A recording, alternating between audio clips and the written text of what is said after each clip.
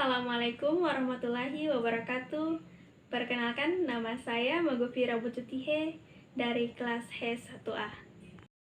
Pada kesempatan kali ini, saya akan menjelaskan hasil review saya mengenai sejarah bahasa Indonesia yang sebelumnya saya sudah menyimak video yang telah diberikan.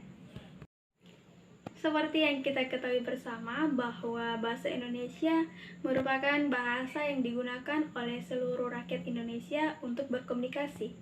Bahasa Indonesia juga merupakan identitas bangsa Indonesia. Sebelum bahasa Indonesia dijadikan sebagai bahasa negara, terdapat catatan sejarahnya. Karena bahasa Indonesia memiliki perjalanan yang sangat panjang dan terdapat dinamika dalam perjalanan tersebut.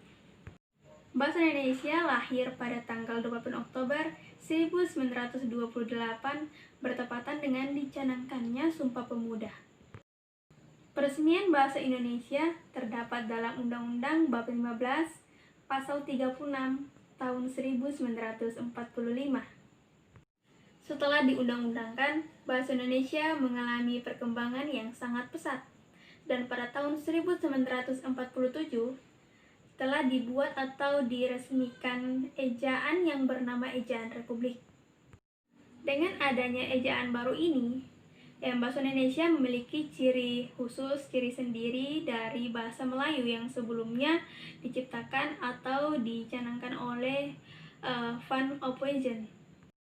Dengan adanya ejaan ini, membuat bahasa Indonesia memiliki ejaan yang berbeda dari bahasa Melayu.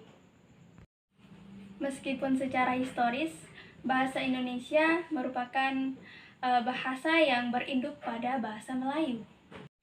Karena bahasa Melayu pernah menjadi bahasa persatuan atau sebagai bahasa awal lingua franca yang berarti bahasa pergaulan yang ada di Indonesia, dan juga sebagai bahasa perdagangan yang dipakai di Nusantara, serta pernah ada di zaman kekerajaan pada saat Kerajaan Sriwijaya pada abad ke-7 Masehi.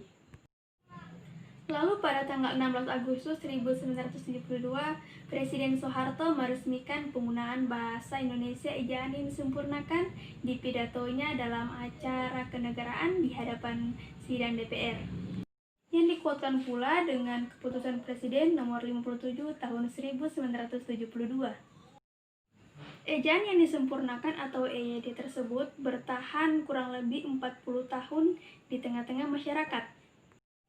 Dan seolah ejaan tersebut telah menjadi legenda. Padahal ejaan tersebut telah menemani masyarakat dari awal sekolah sampai ke perguruan tinggi. Belakangan ini tanpa kita sadari telah hadir sejak tahun 2015 ejaan baru yang disebut Pedoman Umum Ejaan Bahasa Indonesia. Pedoman Umum Ejaan Bahasa Indonesia ini disusun untuk menyempurnakan ejaan bahasa Indonesia yang disempurnakan sebelumnya.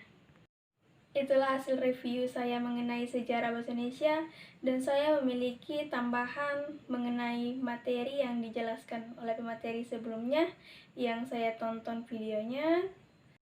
Yang ingin saya tambahkan dari video yang saya simak terdapat pada bagian yang ia jelaskan bahwa bahasa Melayu secara kesejahteraan kekeluargaan masih satu rumpun dengan bahasa Indonesia. Saya mengambil penjelasan saya di buku Bahasa Indonesia yang ditulis oleh Bapak Dr. Ardianto Magister Pendidikan. Di sini tertulis bahasa Indonesia berinduk kepada bahasa Melayu. Karena bahasa Melayu telah menjadi lingua franca di Indonesia, di samping sebagai bahasa resmi di kerajaan-kerajaan Melayu dan Sriwijaya. Hal ini saya tulis juga di review saya sebagai tambahan mengenai kekurangan dan kelebihan pemateri dalam video yang saya simak. Tidak terlalu banyak yang ingin saya utarakan karena kelebihannya pemateri sangat bagus, sangat baik dalam menyampaikan materi yang ia ingin sampaikan, sehingga materi yang ia sampaikan sampai kepada saya yang masih pemula dalam sejarah bahasa Indonesia. Baiklah, hanya ini yang bisa saya sampaikan pada kesempatan kali ini. Kurang lebihnya saya mohon maaf. Wassalamualaikum warahmatullahi wabarakatuh.